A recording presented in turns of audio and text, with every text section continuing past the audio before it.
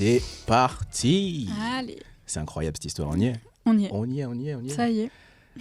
Bienvenue à tous, bienvenue à tout le monde, bienvenue sur Depuis le début. Premier invité, Salif Cissé. Eh oui. Bienvenue. Comment ça va? Ça va bien, et vous? Ça va. Écoute, super, ça va, t'es à l'aise avec ton micro, t'es bien installé? Je suis très à l'aise, je suis très bien là. T'es très bien? T'as Ouais. l'habitude des micros De toute quand façon, même. Ouais. Il n'y a aucune manière humble de répondre à cette question. Je vais juste Attends. dire oui. T'animes quand même une émission Oui, déjà, à la radio sur le Move. c'est ça, je co-anime. Tu Co-animes co-animes avec Anis avec Rally. Anis Rally, Tout évidemment. à fait. Comment ce projet est né de comment déjà? Bah écoute, comment c'est né ça? C'est un peu bizarre. Enfin, nous on faisait on faisait des vidéos sur YouTube qui s'appellent toujours Les Français savent-ils rapper? Oui. Et C'est on allait vrai. dans la rue et on demandait à des gens s'ils savaient rapper. Ils disaient oui ou non. Des fois, ils avaient un couplet dans leur téléphone, on leur mettait une instru. Ils rappaient. C'était bien ou c'était moins bien. Mais en tout cas, C'est ça, le jeu. c'était des délires, quoi. C'était des bons délires. Et les vidéos, elles ont bien marché. Ça a fait quelques millions par vidéo. C'est une initiative d'Anis à la base. Et parmi ses potes, il n'y a que moi qui l'ai suivi. Ça prouve que t'es un Après, bon pote. il en faut Ouais, qu'un. je suis un bon pote, ouais. Ouais, je mettais un peu de trucs en danger, mais je me suis dit, je vais lui faire confiance. Non, en vrai, on s'est grave amusé là-dessus. Et puis, il y a eu un nouveau directeur chez Move. Je sais pas si on dit PDG ou directeur général. En tout cas, il manage le truc. Et il venait de Combini et Anis, Mathieu Marmouget. Et Anis a travaillé beaucoup avec lui. Et du coup, il a proposé à Anis une émission. Anis a accepté. Il m'a rappelé. Et du coup, c'est un peu le prolongement de ce qu'on a fait dans les vidéos. Mais de manière différente, ça s'appelle Moins de 10K, l'émission. Ok. Et on demande à des rappeurs de venir, ceux qui ont moins de 10K de préférence, et on leur donne une plateforme radiophonique pour faire leurs promos, faire des lives et tout ça. Ok. Donc voilà. Mais ce qui est cool, c'est que j'ai vu qu'il n'y avait pas uniquement que des rappeurs. On essaie d'inviter d'autres artistes. Ouais, Ouais, enfin, ça, c'est rappeur, large. c'est le mot un peu attrayant, c'est un peu un mot, c'est le mot sexy, quoi. Ouais, Et- mon catchy, genre. tu vois, mon catchy, on dit des rappeurs. Et en fait, il y a des chanteuses, il y a des chanteurs de R&B. Ouais, c'est plus éclectique que le nom peut laisser paraître, on C'est va trop dire. bien, c'est trop bien, Ouais, trop même bien. l'idée, enfin même nous, c'est ce qu'on fait sur Amy, sur Winning Team, c'est mettre en avant aussi des gens qui n'ont pas forcément 10K sur Instagram, parce qu'au final, ça ne Ouais. veut rien dire. Oui, oui. Donc non, c'est trop cool. Trop bien. Franchement, ouais. Écoute, on va commencer par une première question. Est-ce que tu peux te présenter de la manière dont tu veux? C'est pas facile, on sait. Non, C'est vrai que dur. c'est pas ouais, facile. c'est pas facile. C'est pas dur. facile. Essaye de Je rester peux me modeste, présenter. On va t'aider derrière, on va prendre le vous sujet. allez me backup. Ok, bah, je m'appelle Salif Cissé, ça a déjà été dit, check. J'ai 29 ans, j'ai grandi à La Courneuve. Je suis acteur, scénariste, un peu réalisateur maintenant. Ok. Et voilà. Et Trop voilà. bien. C'est Trop déjà bien. pas mal. Trop Ouais, bien. c'est déjà pas mal. Un petit peu à réalisateur, pourquoi tu commences à réaliser des petits trucs? Ouais, je commence tout juste. En tout cas, réalisateur, c'est le truc que j'ai toujours voulu faire. Ok.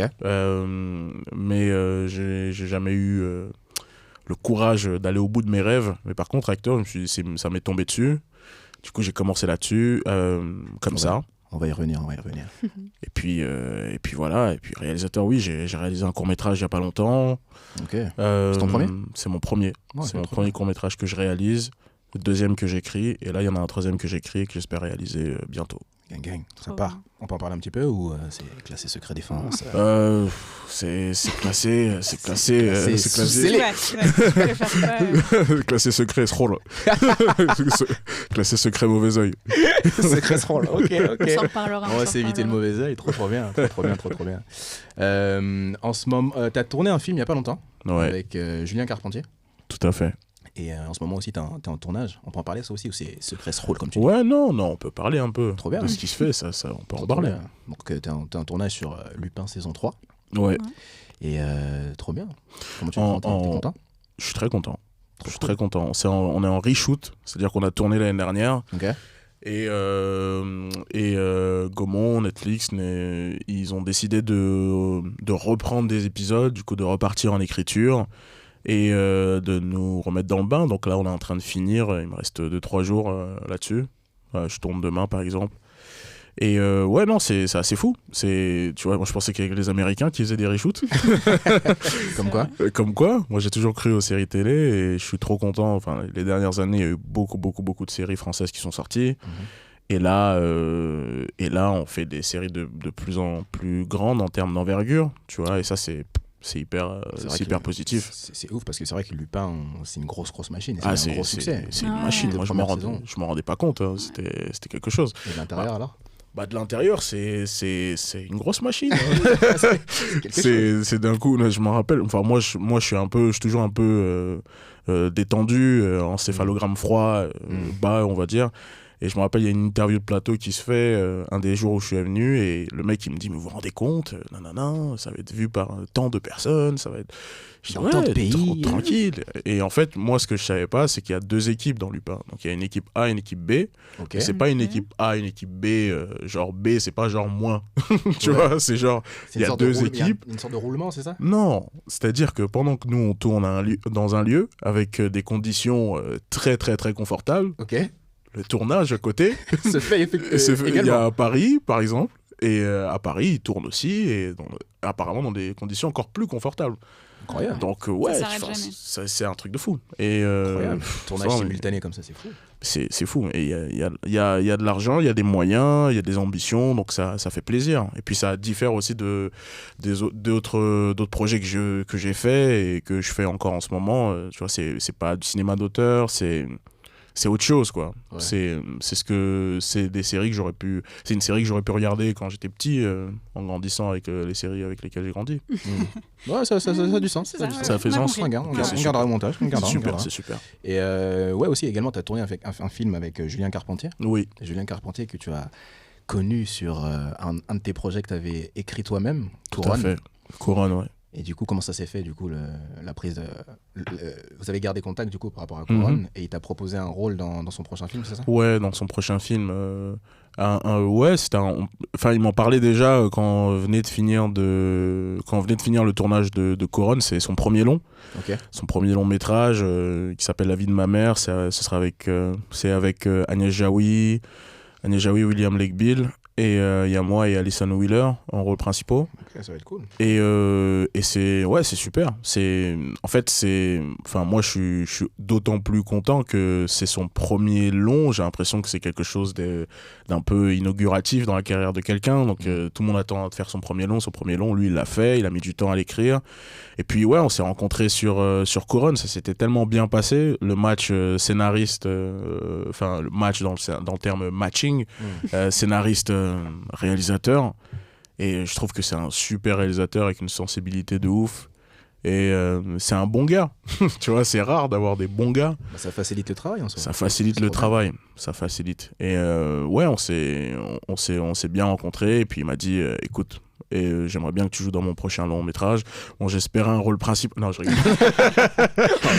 Je savais qu'il allait me donner un rôle, je sais pas quel rôle il avait, qu'il allait me donner, mais en tout cas, je suis très content de faire partie du projet, de cette aventure-là. Et puis, on pense travailler encore ensemble dans le futur. On sait pas trop. Trop bien. Comme il dit, la porte, elle est ouverte maintenant. C'est ça, ça fonctionne beaucoup comme ça, ce métier. Bah oui, c'est ça. Ça fonctionne beaucoup relationnel. Ah ouais, mais c'est important. Je trouve que c'est primordial, tu vois. Surtout des bons contacts. Tu ne travailles pas avec... Enfin, en tout cas, on a le privilège de ne pas travailler avec des gens avec qui on est fâché. Avec qui, tu vois, tu n'arrives pas avec une gueule serrée au travail. Les gens, tu n'as pas envie de les voir et tout ça. Tu dois créer un personnage social. Non, il n'y a pas de ça. C'est toi, c'est d'humain à humain, en fait. Et si ça se passe bien, ça se passe bien. Trop bien. On va faire un petit flashback. On va te poser une petite question pour en savoir un peu plus sur toi et ta personnalité. Ouais. T'as grandi dans quel cadre familial, toi? Tu disais que t'avais grandi à Aubervilliers, c'est ça? J'ai grandi à La Courneuve. À La Courneuve, pardon. Okay. J'ai grandi à La Courneuve. J'ai grandi avec mes 2 parents. Okay. J'avais... Là, tu me dis flashback, du coup, je me suis mis en condition passée. Non, j'ai toujours mes 3 sœurs. Je l'ai vu dans tes yeux. Je dis, ah, damn. Qu'est-ce que j'ai dit encore? Non, j'ai grandi avec mes 3 sœurs. Voilà, j'étais seul garçon. J'étais l'enfant du milieu, c'est-à-dire le 3e. Et non, c'était plutôt c'était un bon cadre familial, je pense. Ma mère elle bossait, mon père aussi. Maintenant ils sont à la retraite. Ma mère c'est quelqu'un d'assez instruit, donc elle m'a passé un peu de cette instruction, de cette culture. Elle m'a apporté des livres que j'ai lus beaucoup. Maintenant, je lis plus. J'ai l'impression d'avoir fait mon job, mon service militaire de la lecture. C'est terminé. Et non, c'était plutôt un bon cadre, quoi. Tu vois, on n'était pas riche de riches, mais on était tranquille, on mangeait à notre faim. Et pour le coup, je peux te dire que j'ai mangé à ma faim. Pour ceux qui ne verraient pas la salive, on atteste. Alors, non, mais c'est vrai, non, mais c'est trop bien. Mais du coup, ouais, au final, tu dis que ta mère t'a instruit là-dessus. Oui. Mais est-ce que c'est elle qui t'a donné cette passion du théâtre ou est-ce que pas du tout, c'est venu vraiment de toi-même, que ce soit à l'école ou est-ce que voilà, t'as pris des cours et t'as eu un déclic, à quel moment Non, c'est pas ma mère, elle a rien à voir avec le théâtre. Ouais, vraiment, elle regarde pas vraiment la télé, tu vois, elle sort pas vraiment, elle va pas au cinéma, tu vois, la culture c'est pas son truc, quoi. Elle ça a été les livres beaucoup. Ouais. Plus l'instruction dirigée éducation, école, scolaire. Elle, c'est son truc. Mon père, il regarde beaucoup de films, tu vois. Donc, j'ai regardé beaucoup de films avec mon père, mais c'était plus des films, tu vois, un peu Charles Bronson, des trucs un peu, comment dire, c'est pas des trucs genre auteur et tout ça, quoi. C'est vraiment des trucs c'est le divertissement, quoi. C'est la bagarre, le divertissement. Et j'ai regardé beaucoup ça avec mon père, même si j'avais pas l'âge. Et ouais, non, enfin, c'est venu plus tard, le théâtre. C'est venu vraiment, j'avais 18 ans. J'étais allé une fois au théâtre avant ça. J'avais aucun espoir dans cet art-là. Je n'ai jamais pensé que j'allais faire du théâtre de ma vie. C'est ouf. Et ouais, vraiment. Et je sais plus ce qui s'est passé. J'ai eu un coup de sang comme ça. J'ai dit, je vais faire une option théâtre. Voilà, je suis un fou, moi. Et j'ai fait cette option-là et c'était fou. C'était trop bien. C'était incroyable. C'est là que tu t'es senti à ta place ou c'est... Bah ouais, à fond. En fait, il m'est arrivé 2 fois dans ma vie un truc un peu comme ça. C'est quand je faisais du foot. Tu vois, j'étais doué naturellement, en fait. J'ai jamais eu... Après, j'avais 6 ans, donc en même temps... tu vois, c'est pas comme si c'était un truc de ouf, j'ai une expérience de fou dans la vie, mais en vrai le foot j'ai jamais galéré, tu vois, j'ai toujours été, j'ai été un peu surclassé et tout ça, donc j'étais bien, j'ai joué gardien. Je sais qu'il y en a qui dénigrent un peu les gardiens de gardiens de but, mais c'est un poste à responsabilité. Oh oui, c'est super important. Et non, j'étais plutôt un très bon gardien de but, mais ce qui m'intéressait c'était de jouer avec mes potes, c'est tout. C'était plus la passion de la chose, en fait. C'est là que j'ai compris que moi, en fait, il faut que je sois passionné pour faire une chose.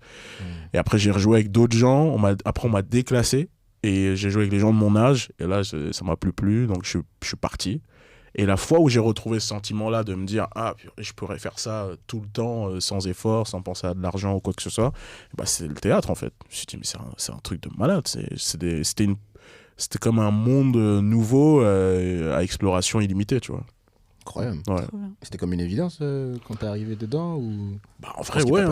Il a fallu que tu fasses tes gammes, etc., que tu te familiarises avec le milieu, etc. Mais... une évidence. Ah oui, après, professionnellement, tu veux dire ? Ouais. Non, en fait, moi, j'ai su très tard que...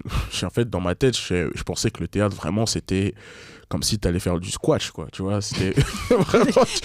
L'exemple que personne n'aurait choisi. Non, mais vraiment, moi, je pensais que c'était un truc où les gens, ils étaient pas payés, tu y allais comme tu déposes ton gosse chez la nourrice, tu y vas... tu viens en dilettante, quoi. Tu vois, moi, je pensais que c'était un truc comme ça.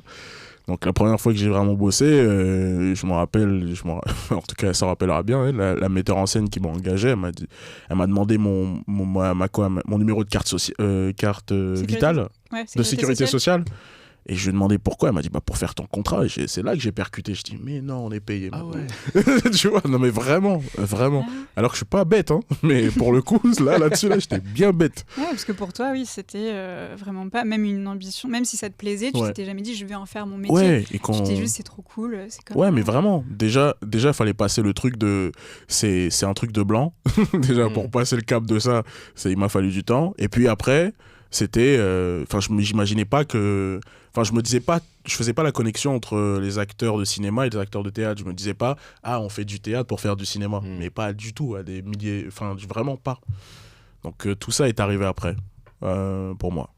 Trop cool. Et ce qui est trop marrant, c'est que si je dis pas de bêtises, t'as failli faire de la politique. Ouais. avant de faire du théâtre. Wow, c'est un Parce que, non, mais parce long que- shot. Long shot, long shot. Ouais. Mais parce que tu vois, je sais que t'aimes bien les débats, t'es assez à l'aise en débat. J'aime T'as trop ça. ce bagou oral qui te caractérise pas. Bah, ça me fait des problèmes, hein, ça. Mais ça peut te sortir de problèmes aussi. Ça peut me sortir de problèmes aussi, carrément. Et pourquoi t'as pas fait de politique finalement? Bah déjà parce que je suis pas à la Sciences Po, Déjà. c'est ça que je voulais faire à la base. Et puis non, après je sais pas trop. Moi j'aimais bien la politique. J'ai toujours été, tu vois, un peu absorbé par les débats, tu vois. Moi j'aime bien les systèmes en général. Et j'aime bien savoir comment on run un système, tu vois. Et ça, la politique, c'est exactement le métier pour lequel... Enfin, c'est exactement ce qu'on fait. C'est le management d'un système et c'est le système français. Moi, j'aimais bien décortiquer ça. Donc, je me disais, bon, tu vois, moi, je reste toujours... j'ai des œillères quand je m'intéresse à un truc, tu vois. J'essaye pas de voir des... Tu vois, je me disais pas, il faut que je devienne président de la République. Non, je me disais... Step by step, quoi. Tu vois, vraiment pas. Je dis, il y a un truc qui m'intéresse, je fonce. Et puis j'ai trouvé quand même que j'ai trouvé un peu mon compte. Tu vois, il y a plein d'hommes politiques Macron, il a fait du théâtre. Ouais. C'est comme ça qu'il a rencontré Sago. et Oui, c'est vrai. et Macron, voilà. Et tu vois, je m'y retrouvais. Et puis même tu vois, j'ai des choses à dire. j'ai des convictions. Tu vois, j'ai pas lu beaucoup de livres, mais je me rappelle quand j'ai lu un peu Bourdieu, ça m'avait bien retourné, tu vois. Okay. Donc j'ai l'impression de m'y retrouver un peu dans les choix de pièces que je fais. Les films, les séries et tout ça. Enfin, j'ai toujours envie de raconter quelque chose. Donc en réalité, j'ai pas vraiment lâché mon intérêt pour la politique. C'est toujours là quelque part quand on fait le bilan. Mais bon, là le bilan n'est pas à faire. J'ai 29 ans. Exactement. Donc c'est pour ça. Mais quand je regarde un peu ce que je fais, je me dis tiens, j'y trouve mon compte. Il y a une certaine cohérence dans les projets que tu choisis, c'est ça que tu essaies de dire. Ouais. Okay. Ouais. Sauf Lupin, c'était juste pour la bagarre. Mais tu vois, comme quoi. Comme quoi. Non, mais c'est intéressant parce que c'est vrai qu'on avait une discussion, toi et moi, en aparté. Tu disais qu'une carrière se construit sur énormément de noms. Ouais. Mais c'est vrai. Tu vois. Mais il y a un et truc on n'a pas même... tendance. Ouais, mais il y a même un truc que j'ai entendu là récemment, c'est il y a plein de noms avant d'avoir. Enfin, il faut un certain nombre de noms avant d'avoir ce que tu mérites vraiment ou ce que tu souhaites vraiment. C'était obligé de passer par là. Et même si des fois tu te prends un nom et tu te dis putain, mais je suis dégoûté, faut penser au prochain. Tu te dis ok, il reste plus que quelques noms avant que j'arrive au bon. Faut le penser comme ça. Oui, je suis d'accord. T'es obligé de passer par là. Non, mais en vrai, ça m'a. Enfin, moi, je pense que parmi mes potes proches, j'ai été celui qui... Enfin, pas mes potes proches, mais même quand j'étais au conservatoire, vraiment, il y avait plein de trucs que je refusais, qui paraissent normaux pour un public général, tu vois. Mais par exemple, tous les trucs liés au nu, je disais non, tu vois. Alors que quand t'es à ce moment-là de ta carrière, qui n'est même pas vraiment une carrière, c'est des braises, quoi, c'est un début... Bah, tu es en mode, allez, j'accepte. C'est comme quand tu rentres dans le monde du travail. Pour les gens qui font tu fais preuve de bonne volonté à chaque fois. Tu te dis, bon, voilà, ce sera un CDD, c'est pas grave, quoi. Et après, je passerai un CDI, voilà, et je montrerai mes preuves et tout. Là, j'ai dit non, ça, moi, je veux pas. Il y a plein de trucs que je voulais pas faire. Parce qu'en fait, je sais pas, moi, comme je vous ai dit, les systèmes, ça m'intéresse de fou. Et en fait, quand j'ai commencé à me dire, je vais devenir acteur, j'avais envie de comprendre comment ça se passait. Donc, j'ai regardé énormément d'interviews et ce que tu remarques, c'est les grandes traversées. Les acteurs, en vrai, des projets en particulier ont shapé une carrière, mais du début à la fin. Et d'un coup, on les appelait que pour certains types de rôles, et ça, et d'un coup, quand j'ai pris la mesure de cette chose-là, mais c'est pas, tu vois, c'est pas un truc que je devinais moi, c'est l'expérience des autres qui m'a fait comprendre cette chose-là. D'un coup, je me dis, attends, il faut pas se lancer comme ça, tu vois. Peut-être la première dans des projets et se dire je sais pas où ça va m'amener, mais bon, tranquille, au moins je travaille. Non, je pense que c'est important. Tu vois, d'autant plus que je viens de l'endroit où je viens, je suis un homme noir.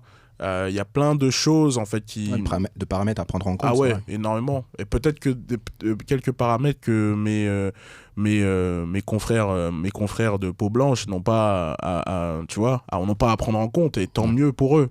Mais moi, je dois y faire attention, et en même temps, ça me plaît. C'est bien d'avoir des contraintes. Okay. Mais ouais, tu voulais pas t'enfermer dans quelque chose précisément, quoi. C'était aussi ce que tu gardais en tête.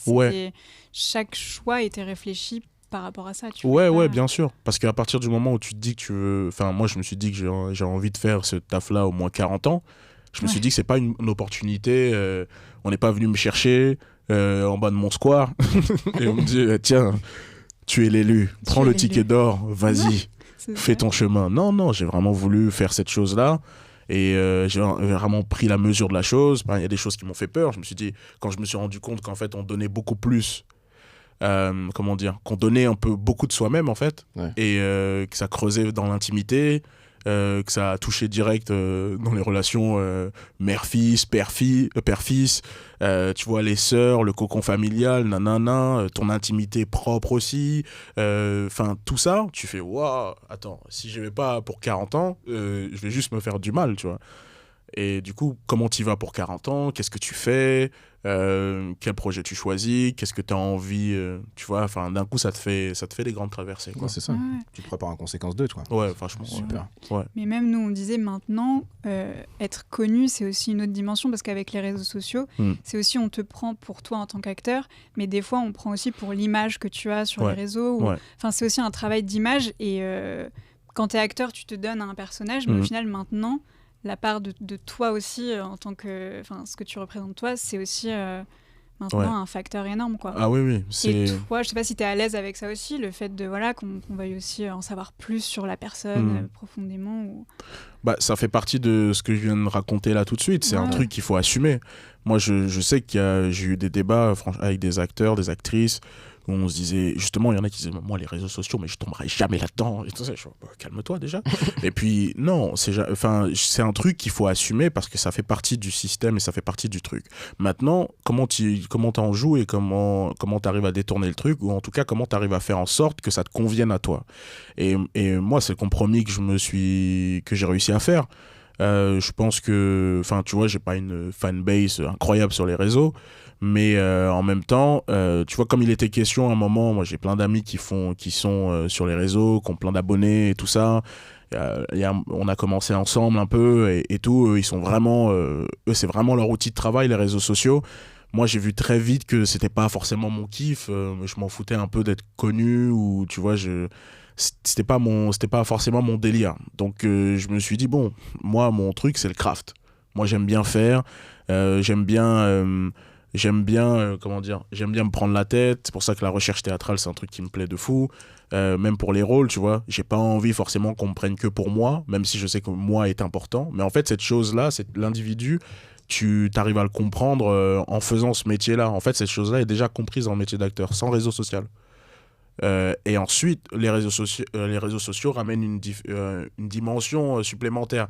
Mais en réalité, quand tu es acteur, tu passes ton temps à te demander qui t'es, à creuser dans ton intimité, à comprendre ton rapport à l'autre, ton rapport à la société et tout ça.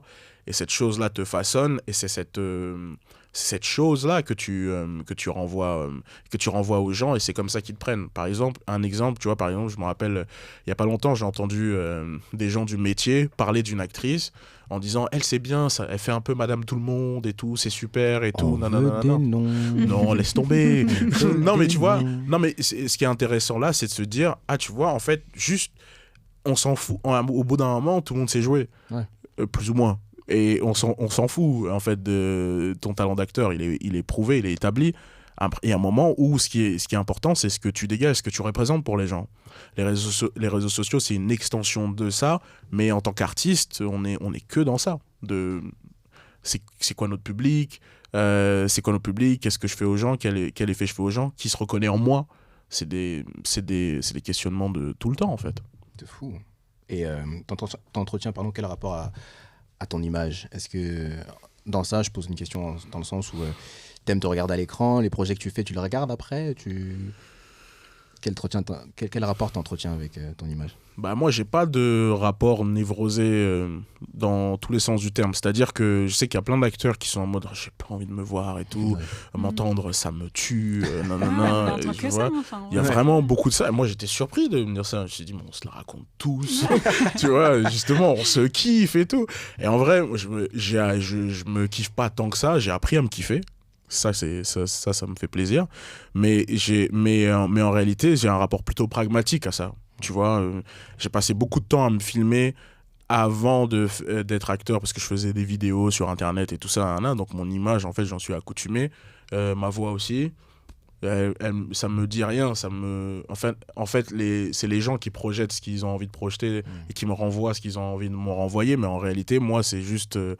c'est comme si j'étais habitué à me voir, en fait. Donc, je m'en fous, tu vois. Et je peux regarder un projet que j'ai fait genre 10 fois. C'est pas un problème. Et en fait, j'ai passé aussi beaucoup de temps à me filmer quand j'ai vraiment commencé à être acteur, pour m'améliorer, tout simplement. Et j'ai passé du temps à faire des tapes, à apprendre des monologues, à me filmer, à regarder, parce que je me trouvais vraiment nul devant la caméra, vraiment pourri. Et j'ai passé vraiment 6 mois de la première année du conservatoire à vraiment à me consacrer à ça, quoi. Trop bien. Donc oui, accoutumé. Trop bien. À quel moment tu t'es senti légitime en tant qu'acteur de dire ok là, ok. Je crois que c'est venu juste avant le conservatoire. C'est venu quand comment dire ça. En fait, avant le conservatoire national, j'ai fait un conservatoire qui s'appelle le conservatoire du 8e. Okay. Et avant ce 8e-là, avant le conservatoire du 8e, j'ai fait une pièce de théâtre. C'est la première pièce de théâtre que je faisais, où j'ai été payé, tout ça, l'histoire de la sécurité sociale, là. Ouais. Et en vrai, en ayant fait, genre, je sais plus, une trentaine de dates, là, je me suis dit, je mérite un peu de dire que je suis acteur. Tu vois ce que je veux dire ? Alors que quand j'arrivais sur le projet, là, vraiment, j'ai l'impression d'être un parvenu, d'avoir triché. En fait, moi, j'ai toujours la sensation, quand je suis acteur, et ça date de ce projet-là, tu vois, quand on est petit et qu'on sèche l'école, ouais. Tu vois, et tu sais que tous les jours, tu vois, tous les jours, ils sont à l'école, et toi, tu te dis, toi, t'es en mode... Je peux faire ce que je veux, là. Je peux aller à Paris. Tu vois, tu commences à te raconter des trucs. Et en vrai, acteur, c'est un peu ça pour moi. Et surtout, pendant ce projet-là, je me disais, mais c'est un truc de fou. En plus, j'avais arrêté littéralement la fac. J'avais mis une année de sabbatique. Et j'étais en tournée et tout. Et en vrai, je me considérais pas acteur. Je me disais, mais attends, ils vont voir que je suis pourri, là. Et tous les soirs, je me cassais la voix. Je prenais de la camomille, tout ça. Je me mettais... Grands mots, les grands remèdes. Non, mais tu vois, j'étais en mode, il faut pas qu'ils découvrent que je suis pas fait pour ça. Parce que moi, j'étais convaincu. Je me suis dit, bah, attends, déjà, je savais même pas que j'étais payé. Il y a des gens qui travaillent toute leur vie pour ça. Non, ça va pas. Donc ouais, à partir du moment où j'ai fini cette exploitation-là, je me suis dit, bon, là, je peux un peu le dire. Et puis quand j'ai été au 8e, là, il y a eu la confirmation, parce que j'étais qu'avec des gens qui débutaient à peu près comme moi. Et je me suis dit, bah, je me sens pas plus nul que les autres. Donc, non, on est tous là, on est tous au même niveau, et puis ouais. Let's go. Donc voilà, s'ils disent que qu'ils sont acteurs, bah, je vais le dire aussi. Bah, moi aussi. Voilà. Vous êtes là, je suis là, nous sommes là, allons-y. Allons-y, fort. Tout à fait raison, mon pote. Et c'était quoi tes inspirations artistiques, cinématographiques ou même autres qui t'ont inspiré et qui t'inspirent même aujourd'hui en tant qu'acteur, en tant qu'artiste? Bah, je pense que j'ai comment dire, j'ai beaucoup trop regardé de séries télévisées, plus que du cinéma. Beaucoup trop. C'est jamais assez trop, je pense. Non, c'est trop. C'est vrai? Crois-moi. T'es pas venu dans mon dojo, mon pote. Je peux te le dire que non, c'était trop. En fait, j'en avais une que je regardais par passion, une que je regardais pour décrypter, parce que je voulais devenir réalisateur à cette époque. Okay. Donc, c'est pour décrypter, pour voir mais comment ils font. Et une que je regardais quand j'en avais marre des deux autres.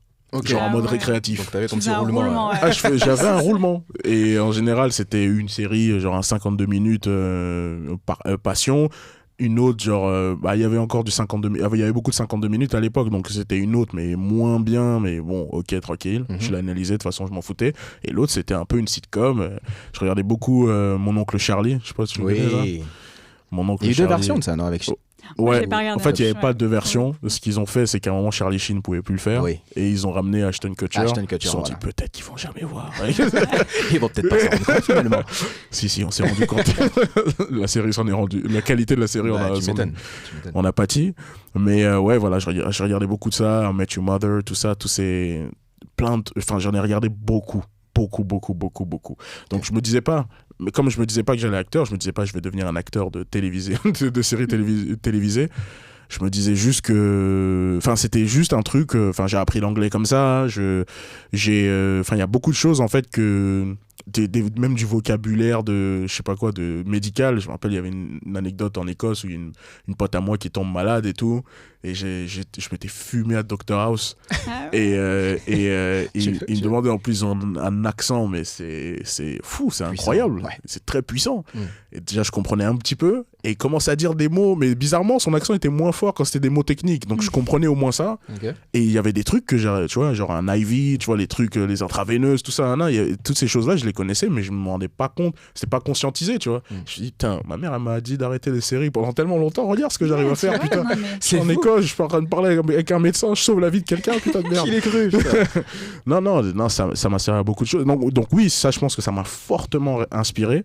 Les séries d'abord, j'ai regardé énormément de mangas aussi. Ça, je sais pas encore, j'ai pas encore déterminé en quoi ça m'inspire, mais ça m'inspire aussi. Ça va venir. Ça m'inspire aussi. Et puis, ouais, les films, j'en ai regardé beaucoup. Moi, j'aime beaucoup David Fincher. Okay. Moi, j'aime bien les réalisateurs qui font des films pointus et en même temps ouverts. Bah, Fincher, c'est... Tu vois ce que je veux dire ? Et moi, si demain je deviens un bon réalisateur, bah, c'est celui-là que j'ai envie de devenir, tu vois. Trop bien. C'est vraiment j'ai envie que le maximum de gens puissent voir les films et en même temps que c'est pointu et qu'ils n'ont pas l'impression qu'on se fout de leur gueule, tu vois. J'allais citer Nolan dedans, mais tu vois, Nolan, là, avec son dernier film, là, il s'est un peu foutu de nous. C'est un peu trop pointu. Ouais, je l'ai pas vu celui-là. J'ai oublié, là. C'est pas Tenet, non. Tenet, ouais. Tenet, oui, Tenet. Ouais, c'est trop. Mon ami, on ne comprend plus rien, mon ami. mais tu vois, j'aimerais trop faire des films, tu vois, qui marquent les gens et en même temps que marquent les gens par ce qu'ils racontent, et en même temps que ce soit un truc qui soit beaucoup vu. Et ça, enfin, Fincher pour moi c'est le meilleur dans ça. C'est incroyable. Ouais, que ça reste grand public, mais avec un truc vraiment profond derrière. Quoi. Non, c'est vrai que c'est à atteindre, c'est le Graal un peu. Ouais, c'est le Graal. C'est pas dégueulasse comme inspiration et comme goal. J'adore ces films-là. J'adore ces films-là. C'est quoi le film préféré de Fincher qui t'a mis une tape? Dire Seven, hein. Ouais, vous me croyez, je l'ai vu fin d'année dernière. Ah ouais? Ouais, mais je l'ai vu. Je viens d'avoir 30 ans, j'ai vu Seven que récemment. Ah, mais moi je l'ai vu tard. Moi je l'ai vu quand j'ai commencé à me dire vas-y, je vais devenir acteur. Je l'ai vu en 2012 aussi, tu vois. Okay. Mais j'ai l'impression qu'il y a tellement de gens qui l'avaient vu, genre quand ils avaient 13 ans. T'as pas vu Seven? T'as pas vu Seven? C'est bon. C'est comme ça que j'ai pas vu. Et comme dit, quoi, t'as pas vu? Bah non, j'ai pas vu. J'ai pas vu Titanic par exemple. Moi j'ai. T'as toujours pas vu Titanic? Voilà, souvent ça fait ça. Tu m'as un peu choqué quand même. T'as pas d'excuses, il est passé beaucoup de fois sur TF1 quand même. Et là, il revient au cinéma. Donc là, t'as vraiment zéro excuse. Écoute, vraiment. On la sermonne comme ça. C'est en fait. Oui. Non, Seven, c'est des performances d'acteurs incroyables. Ouais, aussi, c'est vrai. C'est tellement bien filmé. Puis l'histoire, comment c'est raconté, j'aime tout. C'est le film où j'aime tout. Seven et Darabont aussi, j'aime bien. Là. Franck Darabont, là. J'aime bien. Comment ça s'appelle? Les Évadés. Les Évadés. Je l'ai pas vu. Tu l'as vu toi? C'est un film poignant ça. Ah putain, Shawshank Redemption. Ça m'a poignant. Que je dise pas de bêtises, c'est bien avec Morgan Freeman. Il y a Morgan Freeman dedans. Je l'ai pas vu. Oui, bien sûr. Je dis pas de bêtises. Bien sûr. Il y a Morgan Freeman. Il y a l'acteur principal, j'ai oublié à chaque fois. Mais oui, si, c'est un film poignant. C'est un truc de fou. Pareil, je l'ai vu il y a un bout de temps. Ouais. Non, ça, à chaque fois, ça me tuait. Je me suis dit, attends, là, je suis resté 3 heures devant un film, j'ai pas décroché, c'est déjà quelque chose. Et puis, non, c'est très fou. C'est incroyable. Une carrière à l'étranger, ça te chaufferait? Je sais que tu commences déjà en France, mais à long terme, est-ce que c'est quelque chose que tu verrais potentiellement faire? Bah, à fond, ouais, je pense. Après, je pense que je suis moins chaud aujourd'hui qu'il y a 5 ans. Parce que j'aime bien la France finalement. C'est pas si mal. Finalement. Ouais, on n'est pas si mal. J'ai fait après des voyages répétés aux États-Unis. Je me suis dit bon. C'est vrai qu'il va souvent aux États-Unis. Je suis allé trop. Pourquoi? Trop souvent. Tu fais ce que tu veux. Après, c'est ton argent. Ouais, je te le dis. Hein. mais ouais, tu vas souvent aux States. Du coup, c'est quoi ton rapport avec ce pays-là?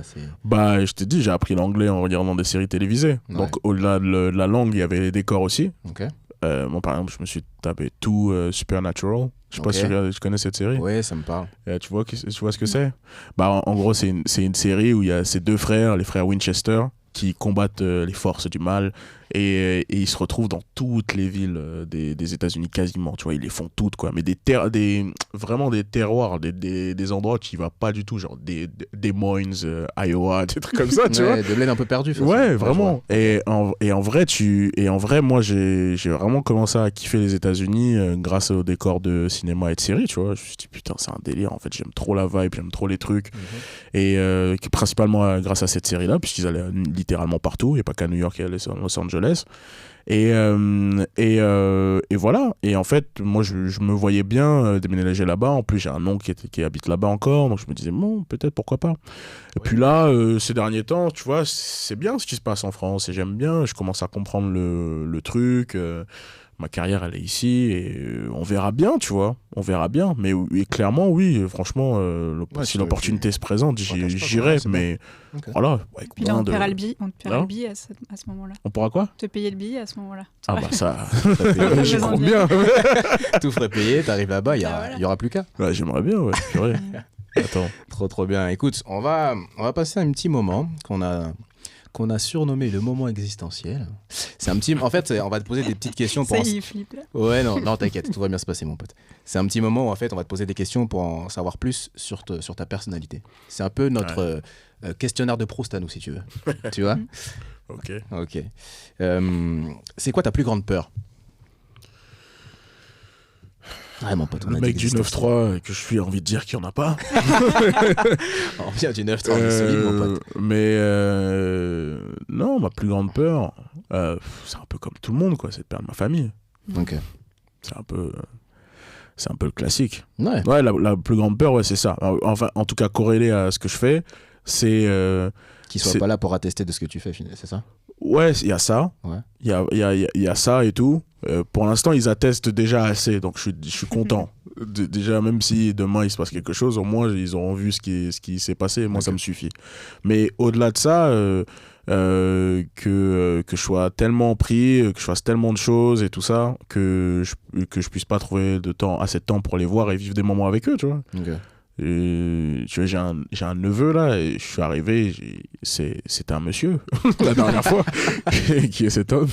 Ça fait longtemps que je l'ai pas vu. Il marche. Ça fait 6 mois. Ah bon, c'est déjà. Non, on habite à 10 minutes. Tu vois, c'est pas normal. Ouais. Donc ouais, ça c'est un peu ma plus grande peur, quoi. C'est de manquer des moments importants avec la famille, même si le boulot est essentiel, mais la famille elle est encore plus. C'est vrai. Très bien, merci pour cette réponse. Si tu pouvais changer quelque chose chez toi, ce serait quoi?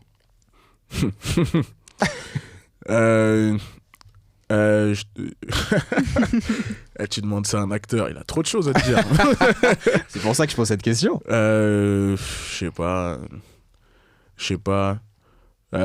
J'aimerais bien avoir une diction moins molle.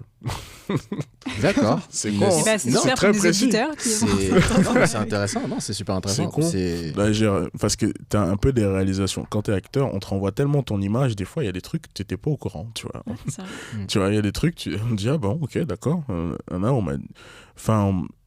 Tu vois, des trucs positifs comme négatifs. Et là, souvent, c'est ce qui est revenu, c'est bon, t'as un peu une diction molle et tout ça. J'ai commencé, on m'a toujours dit que je prononçais bien les choses. Et ouais, je me suis rendu compte que voilà, c'est con, hein, c'est tellement précis comme truc. C'est vrai, parce que c'est mes affaires. Ouais. Franchement, tu me demandes mes affaires, mes problèmes. Mais ouais, ça j'aimerais bien changer. Donc je suis en train de, moi je suis comme je t'ai dit, je suis dans le craft. Ouais. Donc j'aimerais bien aller voir une orthophoniste. On se dit c'est bizarre. Non, mais encore une fois, j'aimerais bien travailler dans le. Enfin là cette année, ça a été vraiment une année où j'ai décidé de travailler tous les aspects de manière hyper accrue. Donc, s'il faut aller faire du chant, on va aller faire du chant. Si, tu vois, même le sport et tout ça, je me dis, putain, il faudrait trouver un programme spécial pour les acteurs pour qu'ils puissent tenir 1 an à tourner 24 heures sur 24. Tu sais, comme les basketteurs, ils font, ils se préparent pour toutes les situations. Enfin, j'aimerais bien, genre, vraiment être dans un truc préparatif. J'ai envie de me dédier, tu vois, j'entends des LeBron James qui met 1 million d'euros tous les ans sur son corps. Sur son physique, effectivement. J'ai beaucoup moins qu'1 million d'euros disponibles.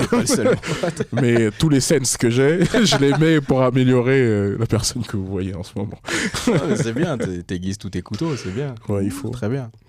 Et la dernière, c'est dans quel univers de fiction t'aurais aimé vivre ou tu aimerais vivre? Ça va, c'est plus tranquille quand même. Ouais, c'est moins deep là. Ouais. Il y avait qu'un coup de pelle à l'intérieur de moi pour cette question. Non, je pense que non, mais comme je dis, Supernatural, c'est vraiment une allez hop, facile. Ouais, Supernatural, c'est stylé, non? Enfin, moi, je sais pas, moi j'aime bien. En tout cas, regarde, pourquoi je vais justifier. Vas-y. Parce que j'aime bien rouler en voiture. Et eux, ils ont une voiture. Les frères Winchester, okay. Ils ont une voiture, une Impala 1963, ils font que de le dire. Ça me parle. Tu vois, et ils sont qu'à voiture, et moi j'aime trop la voiture, j'aime trop rouler. J'ai plus de voiture, donc ça m'attriste beaucoup. Mais dès que je vais dans un autre pays, je fais une location. Je fais une loc.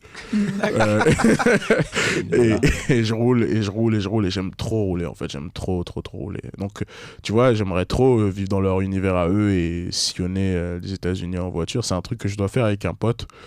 Mais on met du temps à le faire. Donc ça, j'aimerais beaucoup. Et ouais, franchement, c'est déjà bien. Et j'aime bien le Tokyo des mangas. Tu vois, j'aime bien le Tokyo rêvé par les mangaka, des fois. Et comment ils voient le truc. Je regarde une série en ce moment qui s'appelle un manga qui s'appelle Tokyo Revengers. Ok.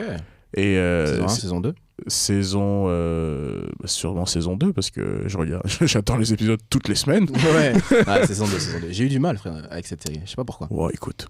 Non, j'ai eu du mal. Mais moi aussi, elle est bien, parce que le héros est nul.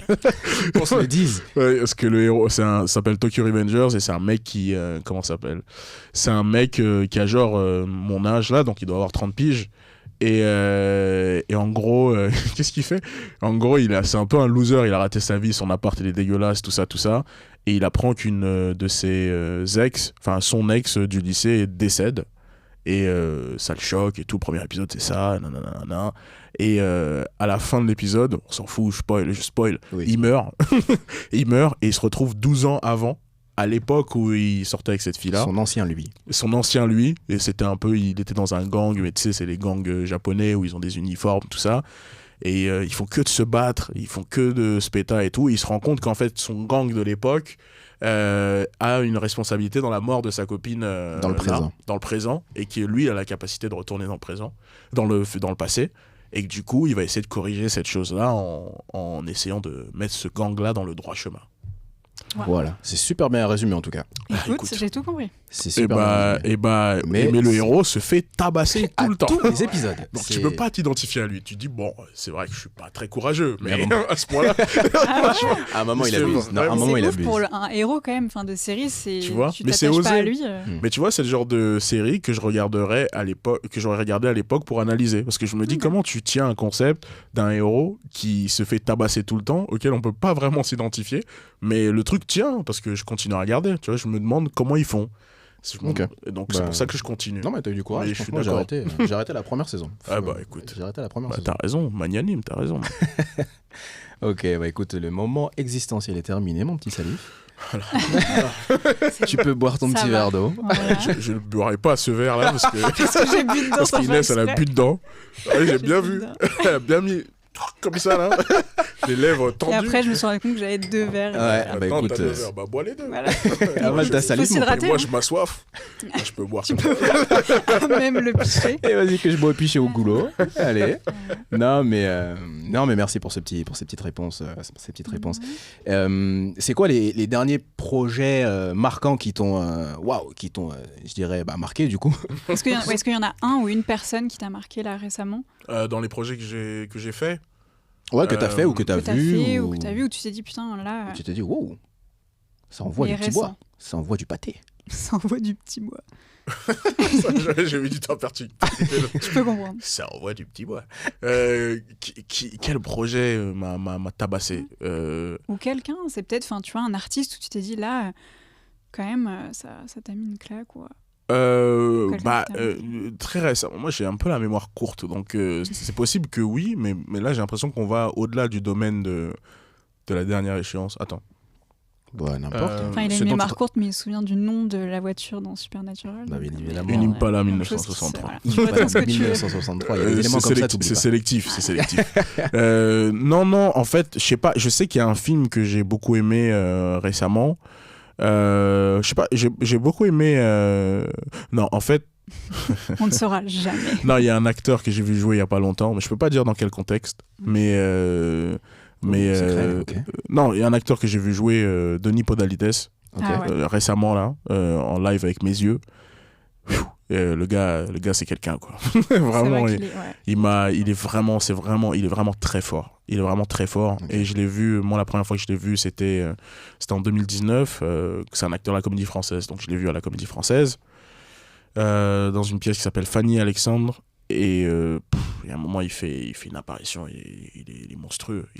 C'est le moment où tu te dis, Salif, là, il y a du boulot. Hein. Il y a du boulot, là, le gars en face, là. Et là, récemment, je l'ai vu jouer. Enfin, il fait ça tellement facilement. Ça n'a pas bougé, toujours aussi chaud. Non, mais même plus. Il est même devenu encore plus fort. C'est tellement facile. C'est facile pour lui. En fait, les choses qui sont d'une difficulté monstre pour moi, et lui, c'est papa. Je pense qu'il a bossé. Ah, mais c'est rappeur. Ces acteurs-là, c'est des monstres de travail. C'est des gens qui travaillent H24. Tu m'étonnes. Ok, bah écoute, on arrive à la fin de ce podcast. Attendez, déjà. C'est passé à une vitesse folle. C'est fou. Mais avant de nous quitter, on aimerait te demander... c'est quoi la question qu'on devait demander? J'ai totalement oublié. La question de fin. C'est du live. Celle qui clôture. C'est du live total. Et c'est bien le live. Ouais, écoute, on fait avec. Tu vois, on se répète, on sait pas ce qu'on dit, on sait pas ce qu'on doit faire, mais on y va. Non. La question de clôture de ce podcast, c'est de quoi aujourd'hui t'es le plus fier quand tu vois tout ton parcours que tu as fait, que tu as effectué. C'est quoi de quoi t'es le plus fier? Ce silence de cathédrale. Non, mais il y a beaucoup de choses déjà. Moi, moi, je suis fier d'un truc, c'est que il y a jamais eu quelque chose que j'ai commencé dans ma vie que je n'ai pas arrêté par fainéantise.